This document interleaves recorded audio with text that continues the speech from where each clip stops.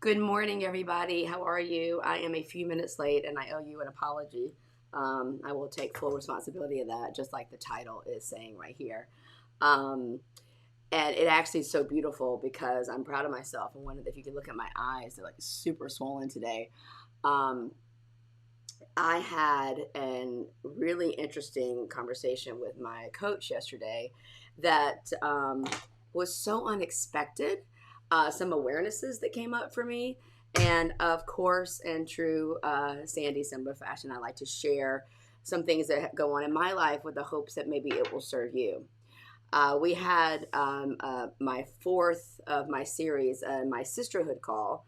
And for some of you that may be listening for the first time, the Sacred She Sisterhood is my group paid program where we take 8 months and really do a deep dive into the psyche of being a woman, the psyche of men, the masculine and the feminine, which is very different than just saying the gender of a man and woman. Healing childhood wounds, getting to know our little girl. Oh my gosh, finding our sacred relationship vision, which even works for women that are still in partnership. John and I have helped reignite 144 marriages and relationships, partnerships to date since he came on board with me last year. So anyway, about this conversation is, I don't think you girls know this because well, it happened on Thursday night. Thursday afternoon, my 16-year-old corgi passed away and passed away like right in my arms. Um, and so, I won't go into the details of that except it was actually quite beautiful. I have lost several animals in my 50 years. That sounds so weird to say that. In my 50 years, but I've never had something happen so naturally and so beautifully where I had walked outside. John and I were actually going to go look at a piece of property and that we were thinking about renting and then for office space. And I walked outside and I saw Walker and I could tell there was something not right. I saw a fly, and when I saw the fly, I was like, "That's weird." And I walked over, and he had had a heart attack, and he literally died right in my arms. So I don't say that to y'all to make you sad or what have you. And what I just want to let you know, it's just so beautiful. What was so interesting, and since you know that, yes, this group supports the divine and, feminine and the masculine, I really work a lot with patterns, brain patterns, our nervous system, how we are go into survival mode. Mode is not always a bad thing. We need that, right? But what happened to me immediately, I mean, this is crazy. And at first I was embarrassed to share the story. But once I started sharing it with my women's group that I'm a part of, I realized that this is so natural for us. Excuse me. This is so natural for us to do this because our brain is here to make us safe, not happy. So when that happened with Walker, the feelings that I had of loss and shame and guilt about maybe that I wasn't a good mom, maybe I should have, or maybe I shouldn't have, maybe I should have been out there with him. He was quite old, and all the things that aren't even logical when you think about it. There's no way in heck I could have known that that was the day it was happening, right? Um, anyway, but the guilt and shame and blame, which is, if you understand frequency and consciousness, that is the lowest level of consciousness. And some people in the Christian faith will call it like, it's like the enemy, right? It feels like the enemy. It feels like, I like to call her the bitch in the head that's constantly telling you that you could have done it differently. And it is not, she's not cool, she's not your friend. So I like to name her. And my my bitch in my head's name is Diane. So no offense to Diane's out there. Anyway, Diane was just giving me a hard time, letting me know that I should have known, da da da. But I remember a very distinct moment where they had taken Walker away, and I cried. I cried a lot, and then John looked at me and looked at him, and he had like held me, and then I said, "Well, do you want to go look at that property?" I mean, it was like acting Academy Award goes to Sandy. I'm like, do you want to go look at that property? And he looked at me, and we actually processed it last night after my sisterhood call because I was really raw after serving these gorgeous women. and seeing their rawness, because last night's call is one of my most favorite calls, because it really does help shine the light on why we do a lot of the things that we do in our life, and it comes from childhood generally. Even if you had the best childhood, there's going to be something that happens that tricks your brain into the survival space. So anyway, looked at John, let's go. And he's like, babe, we don't have to go do that. I've already called them to let them know that we're not coming today, and I'll be back in touch. Maybe this is Walker's way of saying that wasn't the right property for us, which I thought was cute. And I could feel myself starting to get frustrated and a little angry with him and trying to pick a fight with him. Ugh, right? So I'm gonna pause this right here and put a pin in this. And I'm curious for any of you, where of you ladies have you been in a situation where something traumatic happened? Maybe it wasn't a death. Maybe you were just told that your partner wanted to leave you, or maybe you were just told that you were being let go, or that you may have lost your baby. Maybe you had a miscarriage. Maybe you found out something about your child, got in trouble at school. I mean, whatever it is, right? And then you went right into task mode. You went right into, going and doing something that actually may have served you in like checking off the boxes, but didn't serve your soul, right? So I bring this to you because it really, it was shining the light over this last 5 days, because that was Thursday and yesterday was obviously Tuesday because today's Wednesday. John, if you're watching this, you're probably like, yeah, I like to call him Captain Obvious. He's probably like, yeah, he's rubbing off on me, girls. What do you think? Anyway, that, there is a sacred masculine that lives in all of us, and there's a sacred feminine, as you know by now. If you have not taken the quiz, please take the sandysembler.com/quiz, because you get to do a deep dive in this, and through my eyes, the way I like to teach this. And then the other bonus is that you get on this mailing list where you get a lot of VIP offerings that I don't necessarily talk here. A lot of women that come into the society, which I actually designed it this way when I opened it up from a paid program. I want to bring women into the space that, may not be out there, in the ethereal world, understanding the divine feminine, the divine masculine. They don't even really understand what that means yet. They may think masculine means men, and feminine clearly means, woman. And maybe to put on their feminine, they need to actually be sexy, and that is not what this means at all. We were playing around with the name again the other day of the society, and didn't realize you could only change the name one time in 28 days. So now I think it says the Sacred She Society, Tracy told me, supporting the divine feminine. We're going to test that out and see, because people can opt in, and we approve everybody that comes in. So anyway, y'all continue to bring your friends in. But I did that because I wanted women to come in here that would benefit from this work, like I did so many years ago, almost a decade ago, when I had that intervention with Tony Robbins. Like, I had no idea that this concept even existed, and it has changed my life, and now changed thousands and thousands of women since then, because the way I teach this, I had no idea. So the masculine part of my brain, which by the way was the toxic part of me, it was went into task mode, like you're like this, tunnel vision, wanting to get things done, oblivious to how it might be helping the other, not serving the people around you. Because like I said, tasking and getting things done is a good thing, but not when you're avoiding your emotions. And so that's why I love working with women all types of women, but definitely women that work, outside the home and this executive space, where they're not necessarily entrepreneurs, or they're not in this creative mode, but they're working for these companies, maybe even for themselves, and they lose touch of themselves in that space. Trust me, it happens with mothers as well. I have a mom right now who's a client of mine, a mom of 4, and and she's like, Sandy, how do I stay in my body? How do I allow my feminine to guide me throughout the day when I am like dentist, doctors, parent teacher, homeschooling 2 of them, I mean, her masculine's got to be on point, right? So for her, the same thing I would give to these other women I mentioned in the workplace, is to really start slowing down. And now back to what happened last Thursday afternoon. John actually, he took my phone. which for some of you may be like, what? There's an ad running right now for the Sacred Respect challenge that we have. And one of the ads came from a post of mine that said, I'm a feminist who really loves men. And, I am a woman who believes in women's rights, that I believe that we can go shoulder to shoulder with a man. I believe that, I don't hate men. I really love men, and I think men need to be honored and protected, and not protected from us, although maybe sometimes, right? Depending on the time of month. But I mean, to be honored and revered. And we've gotten away from that because of the patriarchal society, things that have happened in our life, year after year after year after year after year after year after year.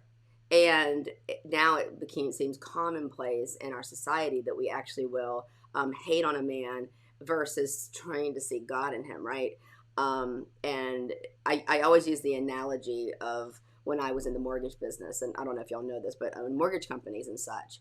And, a mortgage broker, it's amazing how many yucky mortgage brokers who weren't ethical, that many of them caused the big bubble crash in 2007, 2008, because they weren't honest and ethical, that people frown upon mortgage brokers. It's like people use the term used car salesman, and people kind of know what you mean. You know what I mean? I mean, it's not fair. It's a total stereotype, just like I think a lot of women do with men. And so I don't think just because we had one or two men or thousands or millions of men mean that they all, they basically objectify us. So anyway, there's an ad out there running that says, excuse me, I'm a feminist who loves men. And it goes into a conversation about, this sacred respect that takes you down this 5-day, very simple challenge, but it does start training your nervous system to start viewing men a little differently. Then there's, after the 5 days, there's an opt-in, so you can get some deeper teaching at the lowest price way you can work with me outside of the society. So anyway, John took my phone, and I say that because some women be like, he took your phone? I mean, how dare he took your phone? Well, you have to understand, John and I have an agreement too, that I trust him, and that I trust that he knows what's best for me. He has not violated me like relationships in the past, where I wanted to give my trust to a man, and he did objectify me. He did hurt me. But then after I did this healing work, and this may not be popular with some of you, but after I did this healing work, what I realized after this was 3 or 4 years ago, and that's when I changed the trajectory of the way I was coaching women. I still had been thinking of myself as a victim, right? Because I had some pretty horrible things happen to me at the hands of a man, or two or three. And what I realized is that I was attracting this in my life. Now, that does not mean that I wanted bad things to happen to me, but I really do believe if you understand quantum physics and you understand the way the brain works and you understand energy, that there is a way that we are transmitting and we are picking up people in our life and attracting things in our life that are probably going to recreate the traumas that happen sometimes in the womb. Today is Wednesday, and it is the 14th. So today I actually posted, it came through this morning. It was about what did you inherit? And it's a video that John and I did, and it's talking about this very thing and how we use theta healing to actually help this. So remember, we're onions. So you may be thinking, how is she continuing to heal in this space when she's, very successful at teaching and helping women? Because we're onions, right? It's like whack-a-mole. Oh, I don't know if you've ever seen my rose quartz heart. Isn't that cool? So you pick up this and oh, well, look at that. What's under there? And then from under there, something else is going to come up, right? So after that happened, when John took my phone, after Walker passed, and I was still trying to go into, let's go see the office space. Let's go do this. Let's go do that. He's like, baby girl, no. We are going to go inside. We're going to change clothes, and we are going to go for a walk around the block, and then we're going to go eat some greasy food. And I laughed because I knew that meant we were going to probably go to Harvey's, and we were going to go grab something like that, right? And something we don't do very often, but it was very comforting, because he knows there's a particular thing I like there that I crave. So anyway, it was like, so we did that. And I thanked him later, even though I was really frustrated with him at first, because I could feel my body going, "Don't control me. I've got this. I know what's going on. You don't need to. I know. No, I know. That thing we do when someone actually that we do trust is trying to take care of us. So anyway, we got home and I was in bed. I think by 9:30. I was exhausted, and again, something I've started doing is allowing myself to slow down, allowing myself to, when I need rest, to have rest. Um, Also building rest into my calendar. And rest doesn't have to look like you're sleeping. Rest can actually look like you're being very tender with yourself. And what happened yesterday, I had my call with my coach, and we were talking about some things that have been happening in my personal life, including what happened with Walker. And she's like, "Well, honey, I'm not hearing that you took any time off. Like you're just still in creation mode. You're this and that." But I love what I do, right? I love what I do, and we had a beautiful weekend. It was the first weekend that um, I allowed my space to open up, where we were really social. And a couple of my dear girlfriends, we got together for my birthday, and I hadn't really been able to see them very much, if at all, since I turned 50, and one of them not very much the whole year of quarantine. We had a beautiful time, and it was like hours, and we drank lots of wine, and it was just so fun. And then a newer friend of mine, Robin and her husband, we saw. I just had a beautiful time with them. And these are not like light, bubbly, effervescent. I mean, they're beautiful, fun people, don't get me wrong, but we like to talk about very deep, amazing things, where I am so nourished when I leave. I feel so good. The thing was, though, is in between those beautiful events, that sandwich, literally Friday night to Sunday night, it was chock full of doing a lot. I didn't slow down. And when she asked me that yesterday, I went, "Well, I really haven't." She goes, "Have you taken a bath?" We had like a checklist. Have you taken a bath? Have you read a book outside of books for your curriculum? Have you been into your feminine movement? And I mentioned this on Monday when I did that quick pop-up live, wanting to bring more people into the society, into movement, even if it's just, moving your body in any kind of a way. And I had, but it was more mechanical. And just being really honest with you, I'd love to say that every day I'm, in devotion and, doing all the things perfectly. But even though I know, doesn't mean that I do it, because I was in autopilot. So there's a checklist of things that she asked me, and I'm like, "Well, yeah, but," which means basically no. Basically means no. And so she's like, "I want you to cancel, 5 things on your calendar. And I really want you to schedule a day off, like a full day off every week, for the next month." And it's not, and it's not like scarcity. It's not a thing about money. It really was more, what I realized is, how much I really love serving. And I love connecting with the women I work with. I have this really great way of building rapport. My husband is, coming out of corporate America and for 30 years in IT, tech, I mean, hugely successful, connecting with people in different ways around the world, building teams. He's kind of in awe of the natural way that I build rapport. And but it's a learned thing. It's definitely something I've learned through the years, starting at 8, reading How to Win Friends and Influence People, and reading it every year since then. So I had to dissect it, ladies, and go, where am I getting my juice? And is my juice because I'm authentically wanting to give? And where am I giving because I'm actually avoiding something? Am I avoiding pain? And so I did. With her on the phone, I actually I scheduled time for myself. And that may sound so petty. And for some of you may be going, I'm working 2 jobs, or one of my clients now, she's actually working 3 jobs, and she's in my program, and I honor her so much because she found the time, energy, and money because she knows her life is changing, and she wants me to guide her there. So I'm honored by that. I do not take that lightly. I do not. Trust me. So with her, I'm going to help her with her calendar so she can do the work that she needs to, because in the sisterhood, you have to apply. And because it is deep work and it's amazing, but you're also there for the other women in the group. It's not just all about you. But what I do is I'm training these women through this group that, as this is why I have this relationship with John, and I attracted John. The reason why I said when you realize it's you in this title is because, I realized that many years ago that I was the one attracting these relationships in my life. I was the one scheduling myself to the point of being exhausted. I was the one that I was a single mom for a long time, right, in that space, and would be so scheduled that I wouldn't ask for help. It's the toxic masculine that refuses to ask for help in women and in men. No, no, no, I got it. No, I don't need to ask for directions. Have you ever heard that when you're talking to your guy? I've got it. Do you hear me? And you're lost for 2 hours or whatever. So working with women is what I want to do is ask all of you today. Is there a task? Is there something that maybe you could, call a friend literally and or message, or maybe it's something that I could do to help you and hold space for you. Where you could just ask for, delegate something or ask like, I really need to be seen.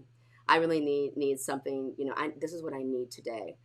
John and I did a live yesterday that I'm not sure if I actually linked in here, but it was really beautiful. And I'd love for y'all to go back and see it if you haven't, about, how can you use a friend to clear energy. So anyway, I won't go into that so y'all can see that. But, what can you do today to maybe lighten your load?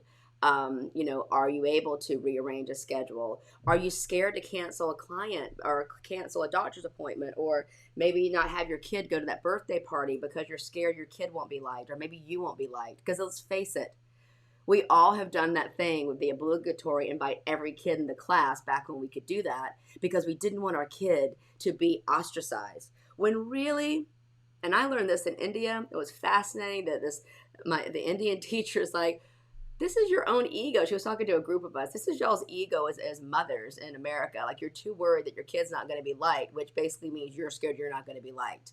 And the truth is that most of the people that, Cameron's friends from high school and school, grade school, that I thought would be my friends for life were really not. I mean, some of them, yeah, but no. I mean, we travel together and that. So, like, what really matters? So what could you actually do to lighten your load today? And do it with an open heart.